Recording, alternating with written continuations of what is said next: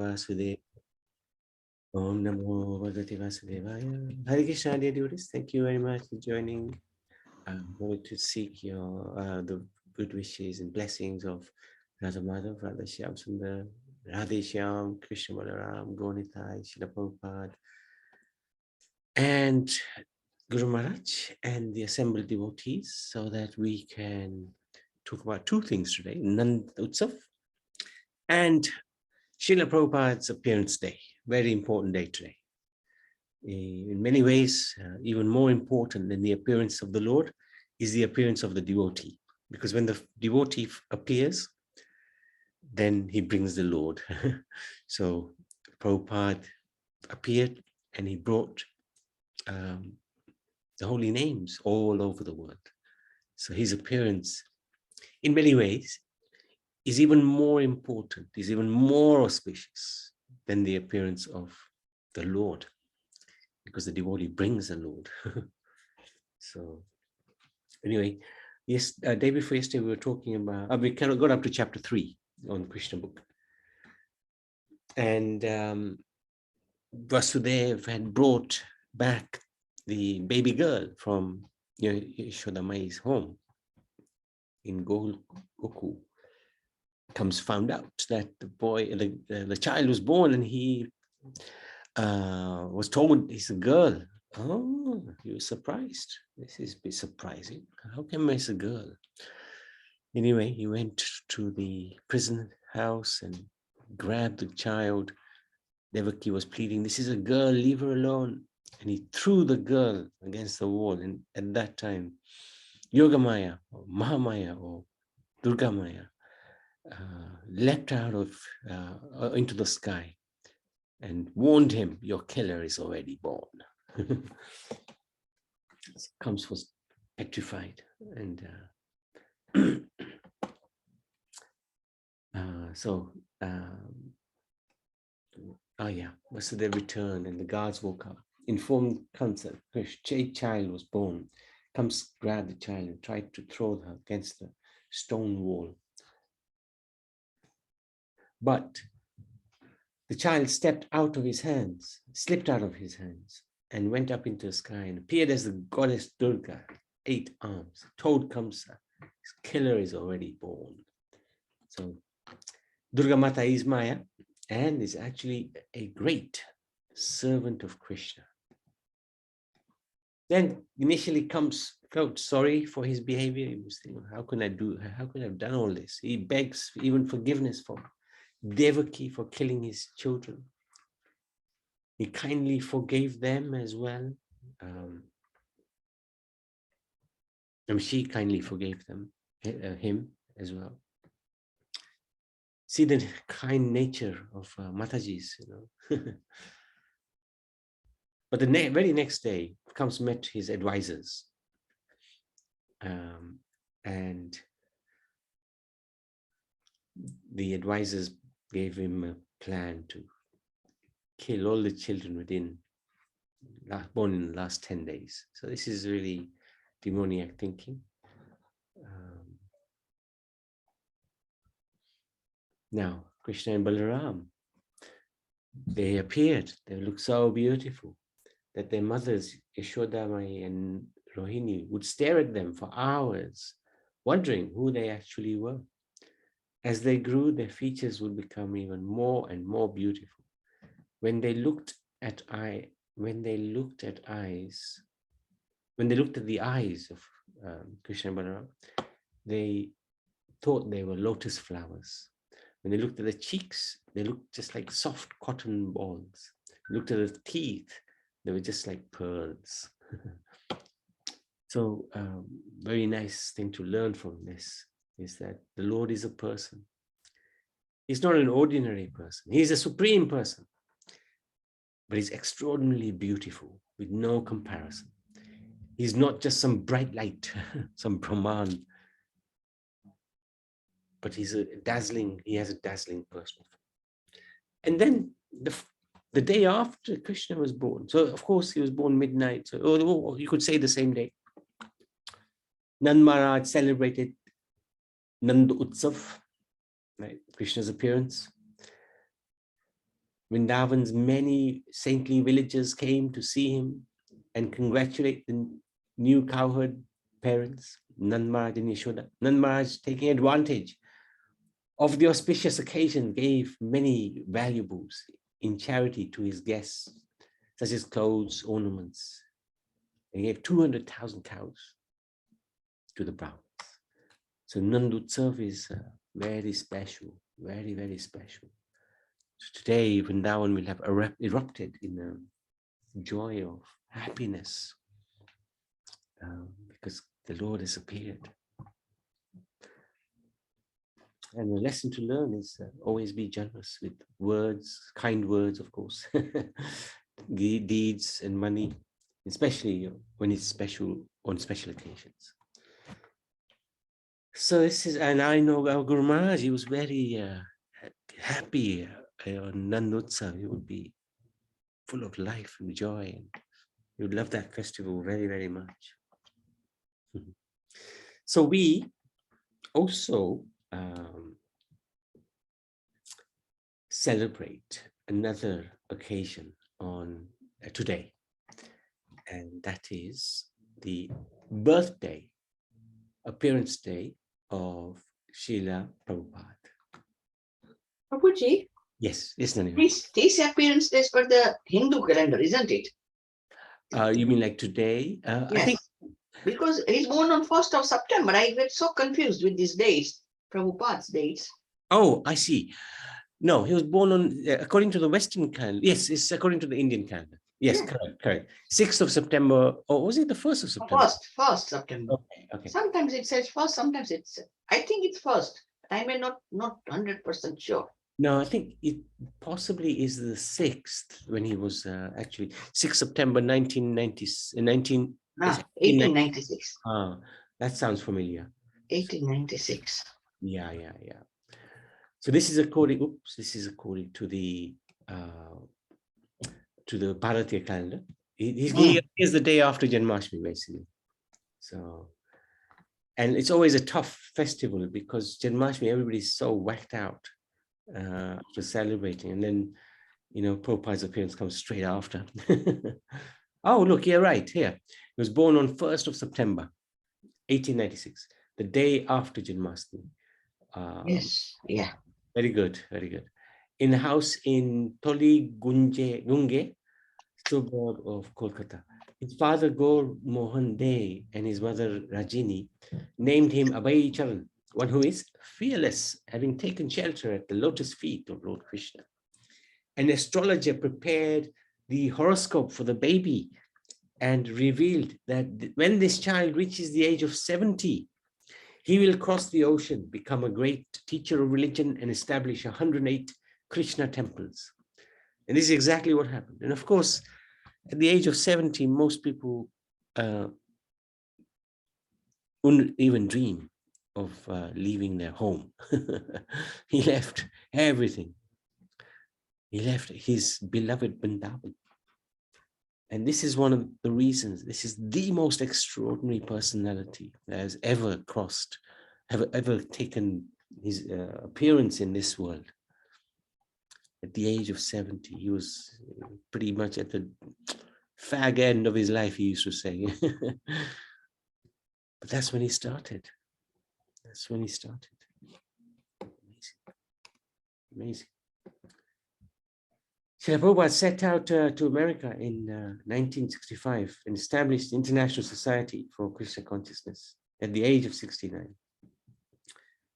He traveled around, so he actually celebrated his 70th birthday on the ship, the Jaladuta, traveling to America. Then he traveled around the world 14 times. Very easy to say this. Traveled around the world 14 times, established more than 100 temples, initiated more than 10,000 disciples. But actually the first year or perhaps 2 years was very, very challenging. And it wasn't plain sailing after that either.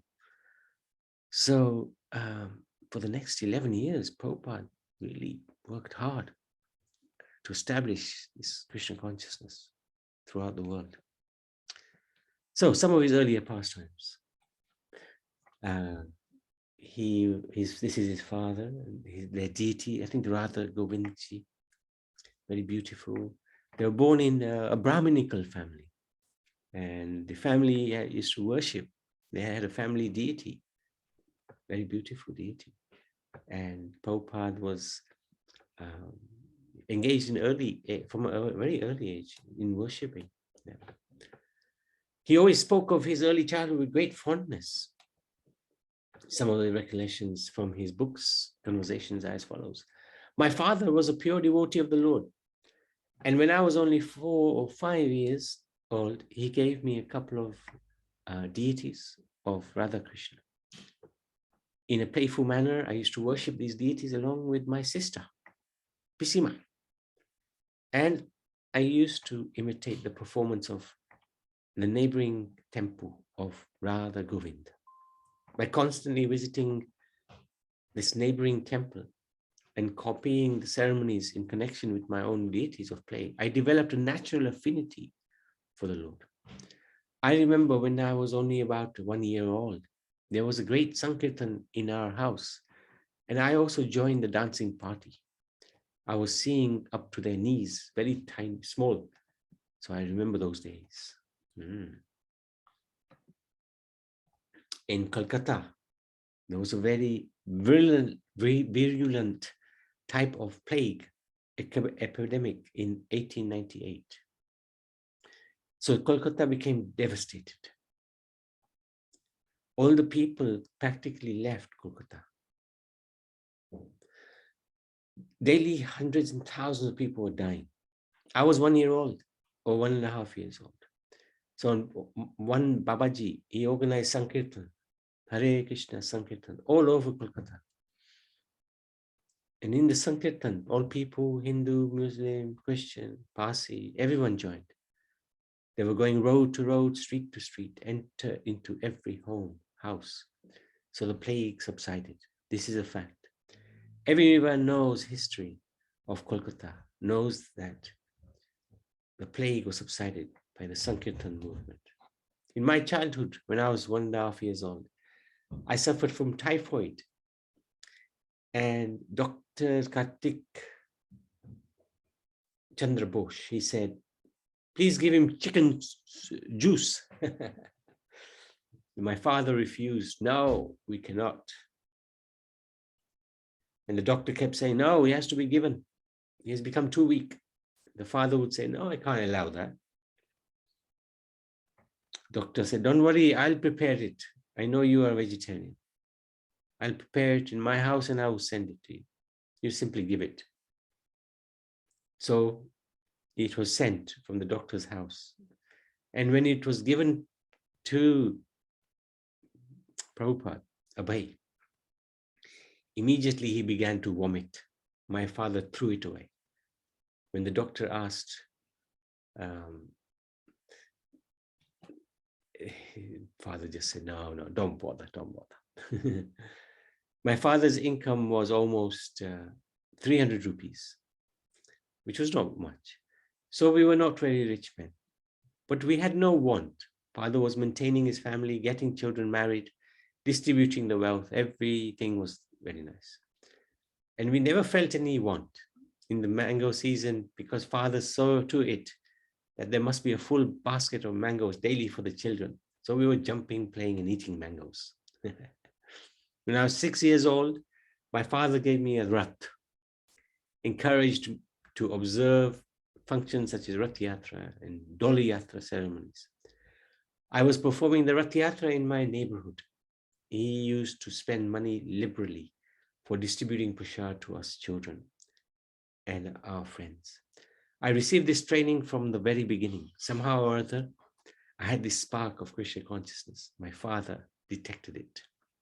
And you can imagine, after Srila Prabhupada came to the West, this Rath Yatra was no longer just in Jagannath Puri or in Calcutta, but throughout the world celebrated Jagannath and the Rath Yatra festival of Jagannath. So this is right from the beginning of his life.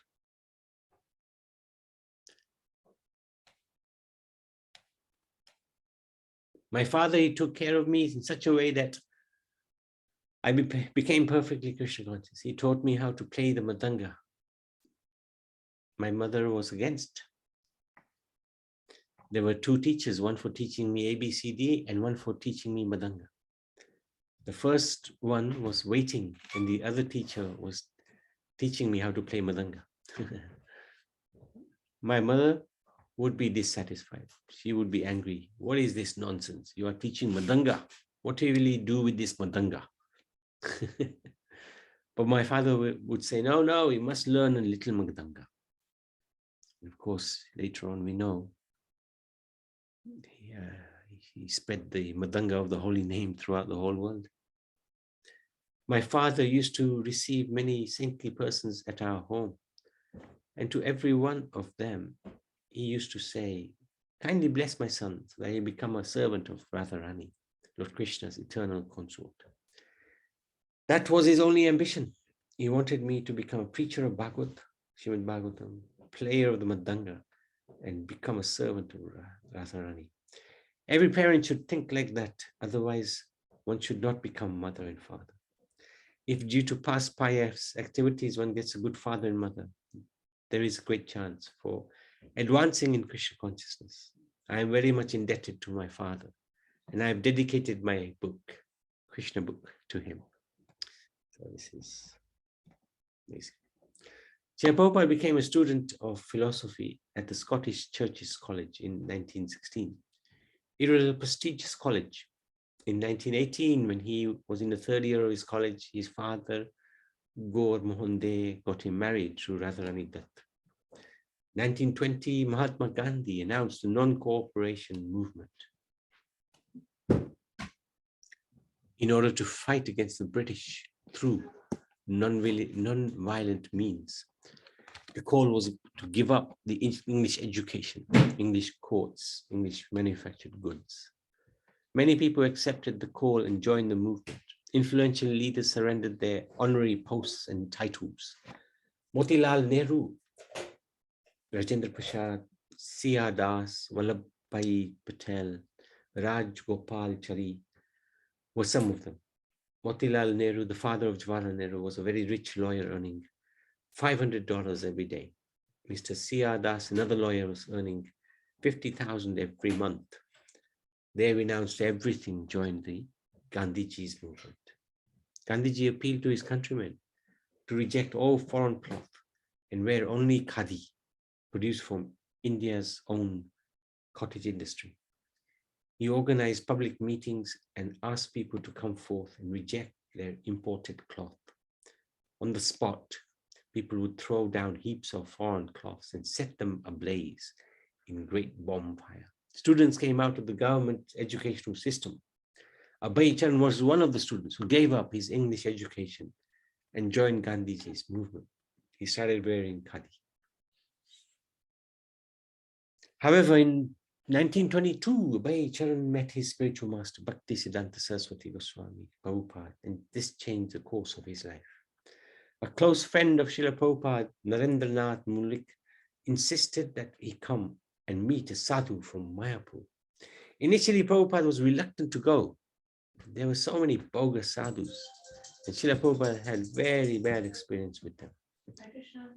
But his friend insisted. Together, they entered the ashram where, sitting with his back very straight, they found Srila Bhaktisiddhanta Saraswati, a studious-looking man wearing sannyas robes and small round spectacles.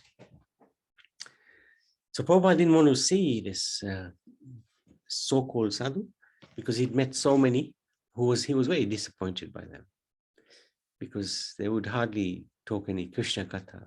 They would sit around smoking or doing something else. So he wasn't too keen. But his friend said, no, this is a genuine one. So then Prabhupada and his friend both bowed down on the floor before him. While the two men were still rising and preparing to sit, Bhaktisiddhanta Saraswati immediately said to them, you are educated young men. Why don't you preach the message of Krishna all over the world? So this is a preacher. This is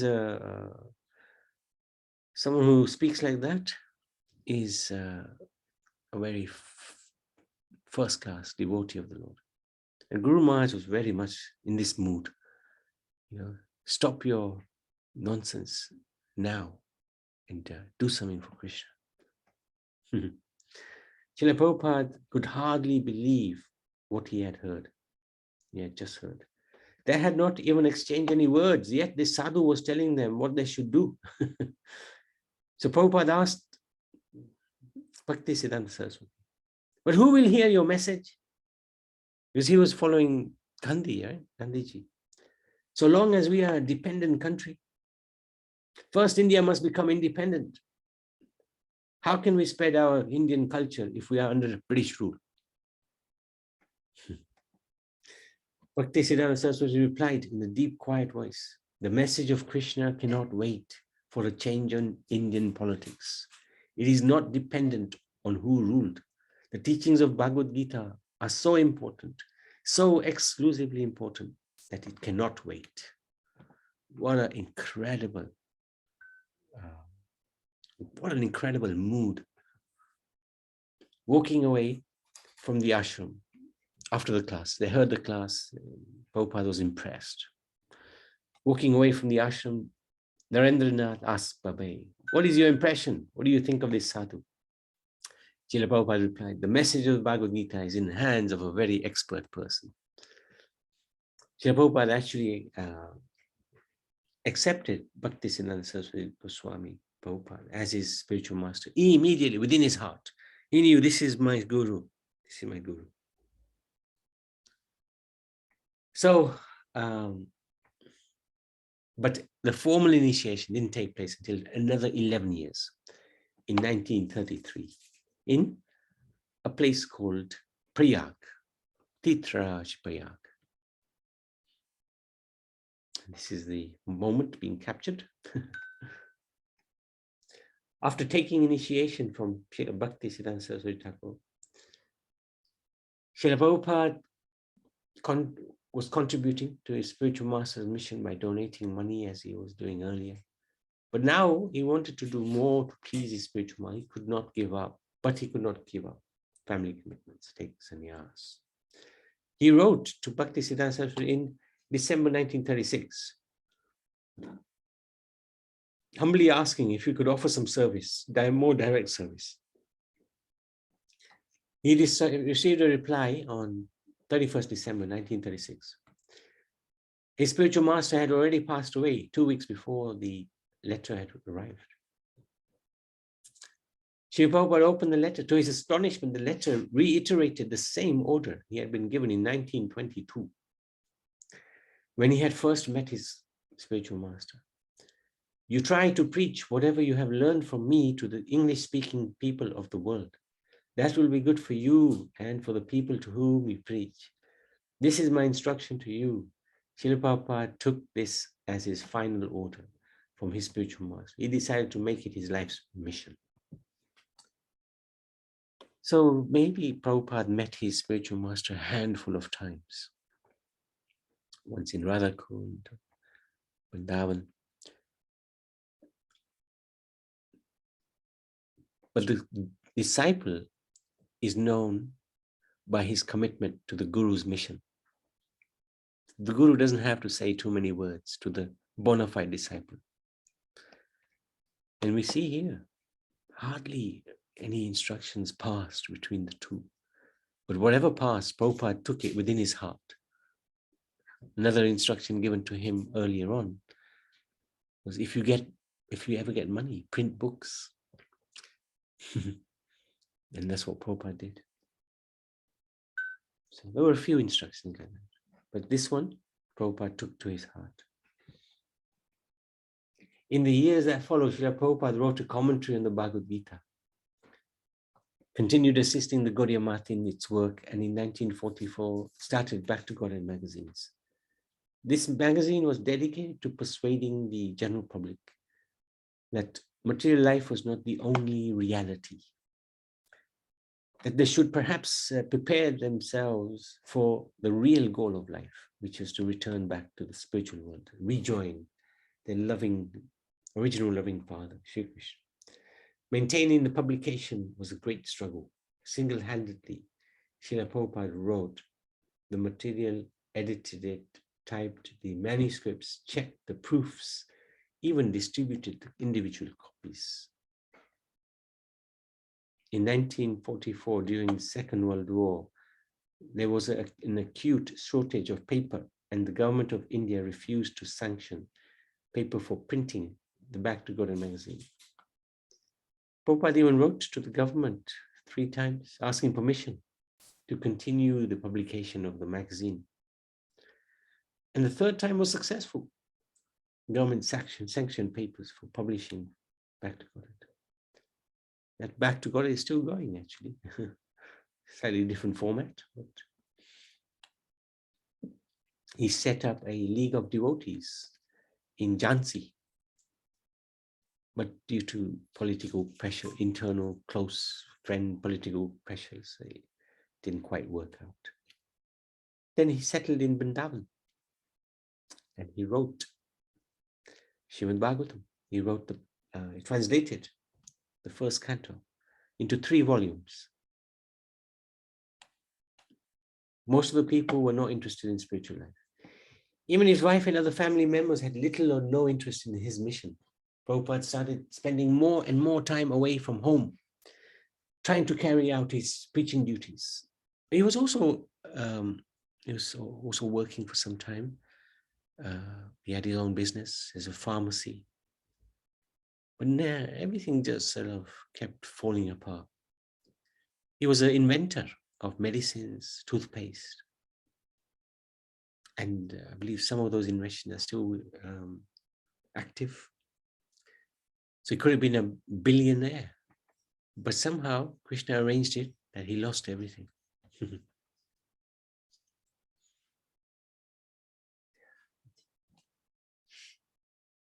One night in the mid-40s, Abhay had an unusual dream. Srila Bhaktisiddhanta appeared before him, beckoning.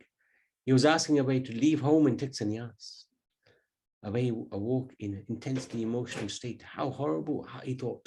He knew it was not an ordinary dream, yet the request seemed so difficult, unlikely. Take sannyas? At least it was not something he could do immediately. Now he had to improve the business. With profits, he would print the books. He went on with his duties, but remained shaken by the dream. Then he had a second dream, same dream. But he was a householder with many responsibilities. To take sannyas would be tough. He had 5 kids. Prabhupada said, I started a big factory in Lucknow. Those were golden days. My business flourished like anything. But then gradually everything dwindled. With the help of some acquaintances in Allahabad, he opened a small factory there in the same city where his Prayag pharmacy had failed 15 years before. He moved to Allahabad with his son Vrindavan and continued manufacturing medicines. While the rest of his family remained at Banerjee Lane in Calcutta, Abhay continued his traveling, but now he was often away for months at a time. 1948, he closed his factory in Lucknow. He had fallen behind in his employee salaries, and since 1946, he had been paying past rent in installments.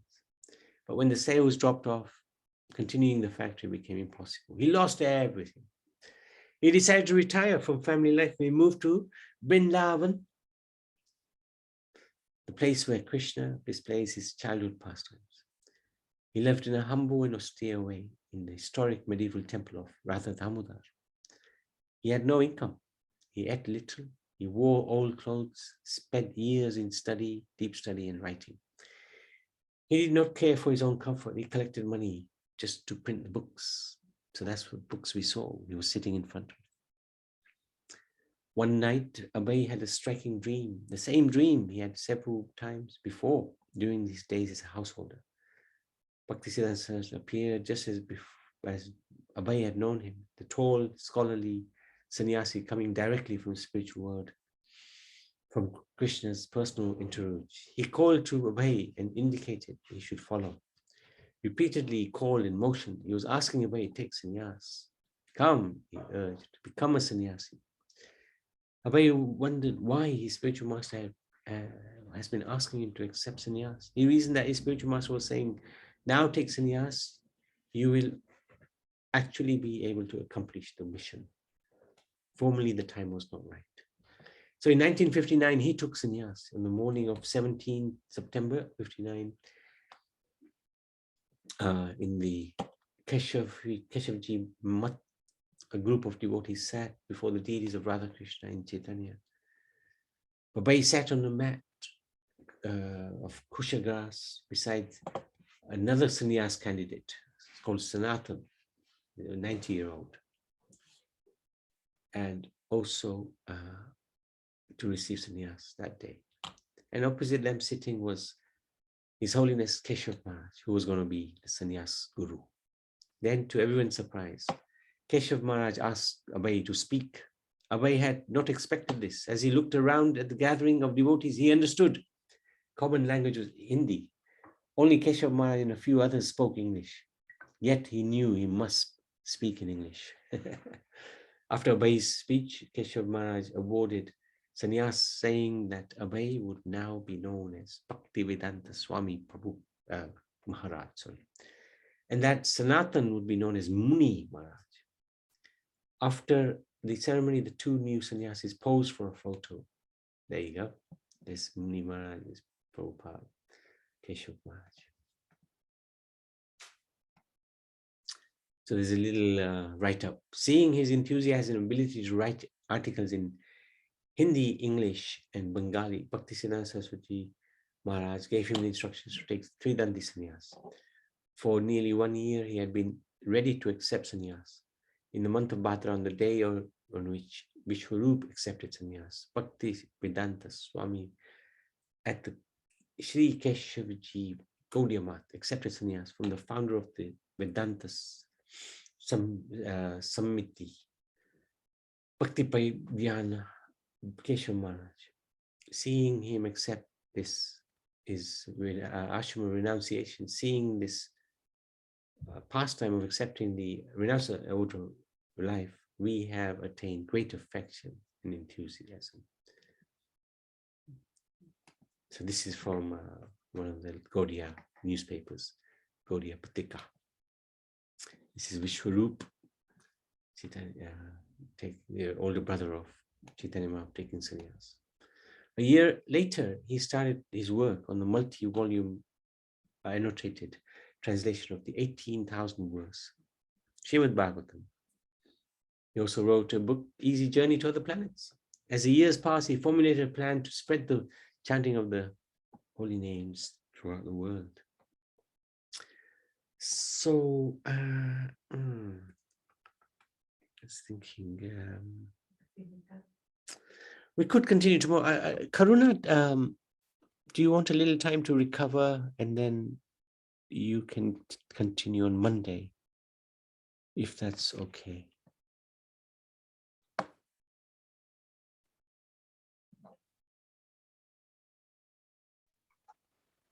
Sorry, Prabhuji? I was just saying, time is getting on a bit, so I could continue tomorrow with Prabhupada's second part.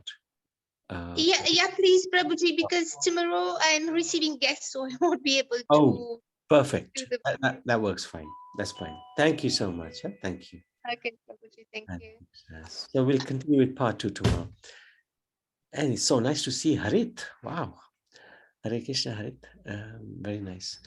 Any questions? Anybody has any questions? We've sort of stopped before he comes to the US. Okay, we can continue tomorrow. Srila Prabhupada Ki Jai.